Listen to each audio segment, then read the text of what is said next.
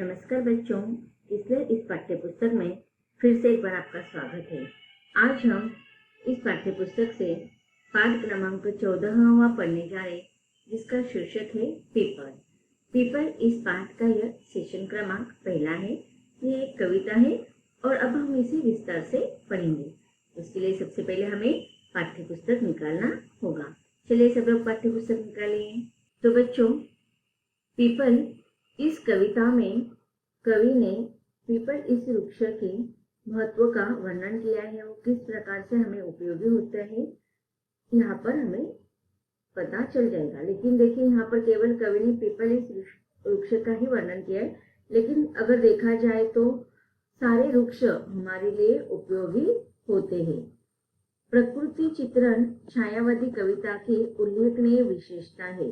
अब ये जो कविता है वह प्रकृति पर आधारित है और छायावादी कवियों के द्वारा यह लिखी गई कविता होने के कारण यहाँ पर कवि कह रहे कि छायावादी कविताओं की जो विशेष उल्लेखनीय की बात यह होती है कि उन्होंने अपने कविता का जो विषय होता है वह प्रकृति पर अधिकतर हमें दिखाई देता है कि बहुत सारे छायावादी कवियों ने प्रकृतियों से संदर्भित रचनाएं लिखी है। यह कविता प्रकृति के विविध रूपों से हमारा आत्मीय परिचय कराती है। कविता के केंद्र में प्राचीन पीपल वृक्ष है जो अनेक बदलावों का साक्षी है। अब देखिए, पीपल वृक्ष जो होता है वो बहुत प्राचीन होता है। अगर हम देखते हैं कि हमारे पूर्वजों से ये वृक्ष लगाए जाते हैं, उनके समय में भी यह वृक्ष थे। तो हमारे अगर देखा जाए तो दादाजी, नानाजी, उनके पिताजी के समय भी ये वृक्ष हुआ करते थे। तो उनके बाद हमारे दादाजी, नानाजी, उसके बाद हमारे पिताजी और आज हमारी पीढ़ी। तो यह भी देखो, मतलब कितने युगों से, कितनी पीढ़ियों से लेकर यह वृक्ष आ रहा है। तो हर युग में जिस प्रकार से बदलाव होते हैं वैसे ही हर पीढ़ी में भी बदलाव होते हैं। जैसे कि अगर हम देखते हैं हमारे दादा दादी के जो पिताजी थे, उनके जो दादा दादी थे, उस समय अलग सिचुएशन हुआ करती थी। उस समय का जो वातावरण, माहौल था वो अलग था। फिर दादाजी, नानाजी के समय, फिर पिताजी के समय, फिर आज का हमारे युग में अगर देखा जाए तो यह अलग अलग बदलाव होते हैं हर समय, हर युग में, हर पीढ़ियों में भी हमें यह परिवर्तन या बदलाव दिखाई देते। तो इस सबका साक्षीदार कौन है? तो वह पीपल वृक्ष जो बहुत ही प्राचीन है। पीपल वृक्ष के समक्ष विभिन्न प्रकार के पेड़, झरने, नदी, चिड़िया, ऋतु, दिवस चक्र सक्रिय है। कहना न होगा कि यह कविता अनेक दृष्टियों से उल्लेखनीय है। सबसे पहले हम इस कविता को एक बार वाचन कर लेते हैं इसका, फिर उसको हम समझेंगे। कानन का यह तरवर पीपल युग युग से जग में अचल अटल, ऊपर विस्तृत नभ नील नील, नीचे वसुधा में नदी झील, जामुन तमाल इमली करेल, जल से ऊपर उठता मृणाल, फुनगी पर खिलता कमल लाल, तिर तिर करते क्रीड़ा मराल, ऊंचे टीले से वसुधा पर झरती है निर्झरिणी झरझर, हो जाती बूंद बूंद झर कर।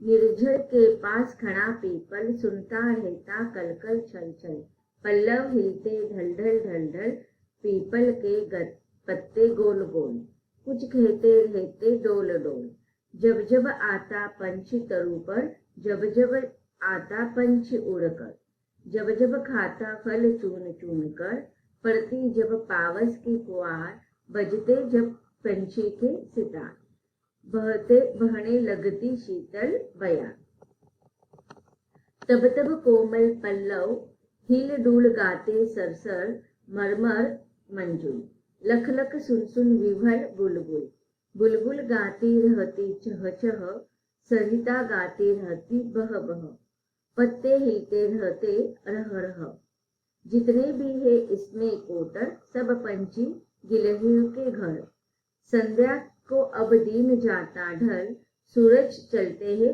अस्ताचल, कर में समेट किरणें उज्जवल, हो जाता है सुनसान लोग, चल पड़ते घर को चील हो, अंधियाली संध्या को विलोक, भर जाता है पोटर पोटर, बस जाते हैं पत्तों के घर।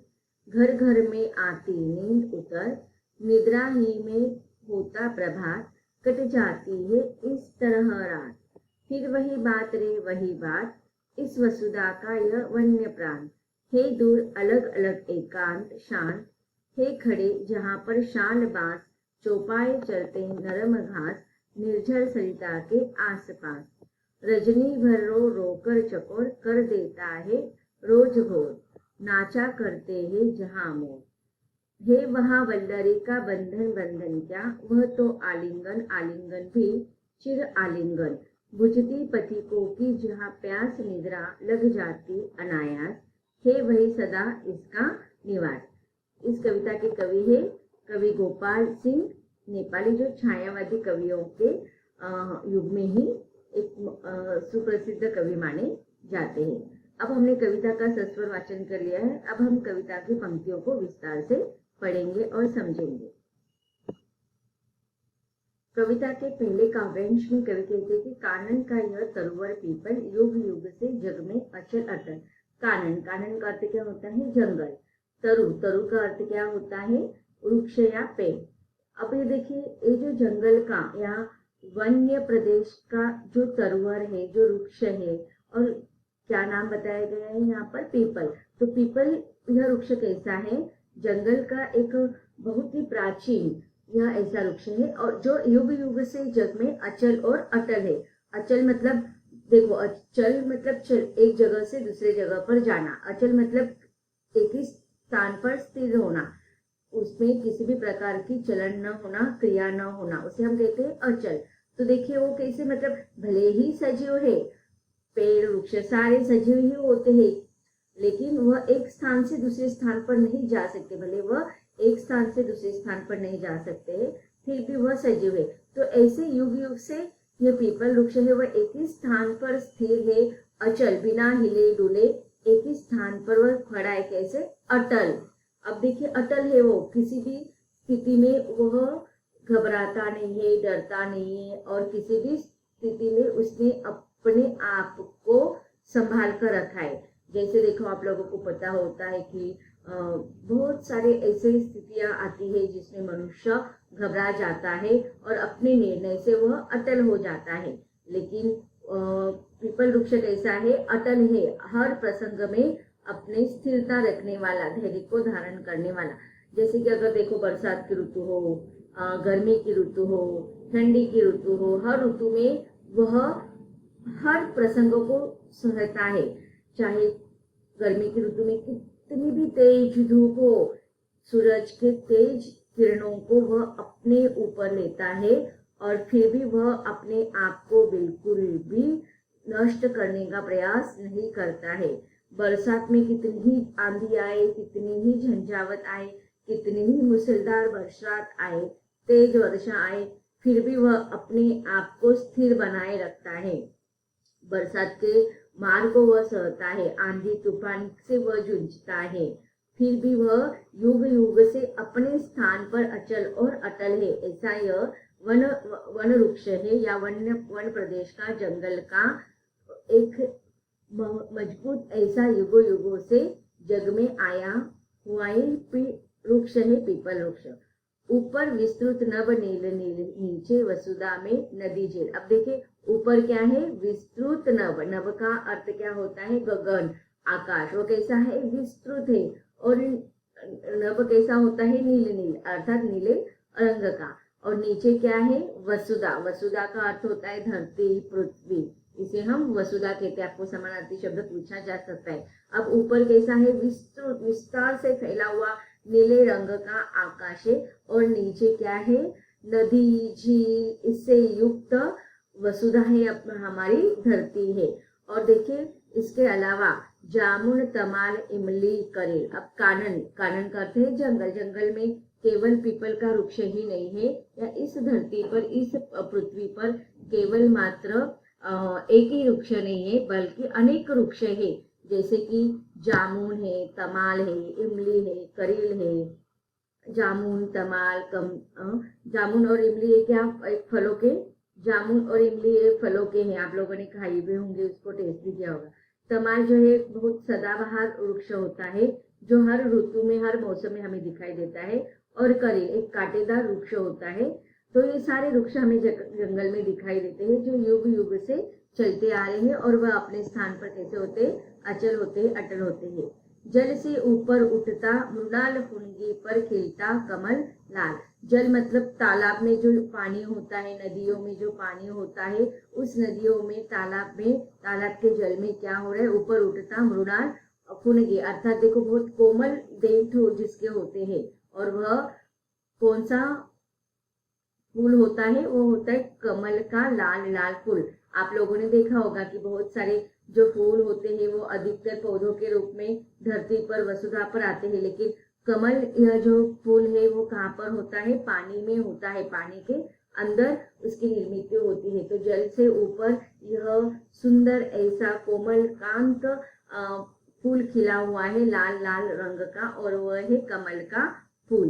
तीर तीर करते क्रीड़ा मराल। तो देखो नदी के किनारे पर, तीर का अर्थ होता है किनारे, तो नदी के किनारे पर क्रीड़ा करता हुआ, खेलता हुआ हंस, मराल का अर्थ होता है हंस। हंस क्या कर रहा है, नदी के झील के किनारे पर या तालाब के किनारे पर क्रीड़ा खेल रहा है, अपना वह खेल खेल रहा है, अन्य जो पशु पक्षी खेलते हैं उसके समान। ऊंचे टीले से वसुधा पर झरती है निर्झरी झरझर हो जाती बूंद बूंद झरकर। ऊंचे टीले से वसुधा, टीले मतलब देखो हम छोटे छोटे जो हिल्स होते हैं, पहाड़ होते हैं, पर्वत होते हैं, बड़े नहीं होते पर्वत, बहुत बड़े होते लेकिन टील होते हैं ना, वो छोटे छोटे थे। तो उन पर्वतों से, उन पहाड़ों से क्या हो रहा है, वसुधा पर झरती है निर्झरिणी, अर्थात नदी, झील, इसके जो पानी है वो छोटे छोटे पर्वतों से बहते हुए कहाँ पर झर रहे हैं, वसुधा पर, अर्थात पृथ्वी पर आ रहे, धरती पर आ रहे हैं, हो जाती बूंद बूंद झर कर। तो इस प्रकार से जंगल का यह वर्णन किया है। जंगल में बहुत सारे वृक्ष है जो बहुत ही युगों से आए हुए वृक्ष, बहुत सी युगों से वृक्ष दिखाई दे रहे हैं। उसके साथ साथ देखो तालाब का वर्णन किया है जिसमें लाल रंग का कोमलकांत कमल का फूल खिला है। फिर उसके साथ हंस जैसे पक्षी है जो क्या कर रहे हैं, क्रीड़ा अपने नदी के किनारे पर, पानी जहाँ पर पानी होते हैं वहां का किनारे पर क्या हो रहे हैं, वो खेल खेल रहे। तथा ऊंचे टीलों से, पर्वतों से बहती हुई झरने हैं जो पृथ्वी की तरफ आ रहे हैं, और इस प्रकार से बूंद बूंद से यह, तो यहाँ पर जंगल का वर्णन करते हुए, प्रकृति का वर्णन करते हुए उसमें सारे वृक्षों का, पेड़ों का, फलों का, फूलों का, फिर पक्षियों का भी वर्णन किया है, और इस प्रकार नदी का भी, झीलों का भी वर्णन किया है। आगे कवि कहते हैं कि निर्झर के पास खड़ा पीपल सुनता रहता कल कल छल छल। अब निर्झर का अर्थ होता है झरना, हाँ झरना ही हम उसे कहेंगे। तो अब देखिए झरना जब टीले से या पर्वत से ऊपर से आता हुआ है, धरती की तरफ बहता हुआ आता है, तो उसकी बूंदे सब तरफ फैलते हैं, और फिर उसका चलचल और कलकल आवाज आ रहा है, और यह युगों युगों से यह पीपल वृक्ष सुनता आ रहा है। देखो यहाँ पर आपको चित्र भी दिखाई दे रहा है। तो पीपल, यह वृक्ष युगों युगों से यह सारे प्रकृति को महसूस करते वहां आ रहा है। पल्लव हिलते ढलढल ढलढल पीपल के पत्ते गोल गोल। अब देखिए यहाँ पर पीपल वृक्ष का वर्णन किया है कि उसके जो पल्लव होते हैं वो कैसे हिलते रहते हैं, उसके जो पत्तियां होती है वो टहनी के साथ जैसे हवा का झोंका आता है तो ढल ढल करके, अब देखिए उसमें बहुत ढेर सारी पत्तियां होती है, और जैसे हवा का झोंका आता है ना तो वो पत्तियां एक दूसरे पर आती है और उसका एक आवाज आता है, उसे ढल ढल का ऐसे वर्णन किया गया है। और पीपल के जो पत्ते होते हैं ना उसका आकार अधिकतर गोल गोल होता है। कुछ कहते रहते हैं डोल डोल, जब जब आता पंछी तरू पर, जब जब आती पंछी उड़कर, जब जब खाता फल चुन चुन कर। अब देखिए वहां पर उसके पीपल की टहनियां बहुत ज्यादा होती है, पत्तों से लदा हुआ पेड़ होता है, तो वहां पर पंछियों का निवास रहता है। और जो पंछी होते हैं वो जब वो सुबह उड़कर जाते हैं और शाम को जब अपने निवास स्थान पर आते हैं, पंछियों का निवास स्थान कौन सा है, तो ये पीपल के वृक्ष की टहनियां है। और वहां पर देखो वो पीपल के वृक्ष पर जो फल आते हैं उसको भी चुन चुन कर वह खाते हैं। पड़ती जब पावस के कुआर बजते, जब पंछी के सितार बहने लगती शीतल बहार। पावस, पावस का पावस का अर्थ होता है बरसात की ऋतु, बरसात जिसे हम कहते हैं। तो बरसात के ऋतु में जब बरसात के बूंदे गिरती है तो उसे फुहार कहा जाता है, उन बूंदों को फुहार कहा जाता है।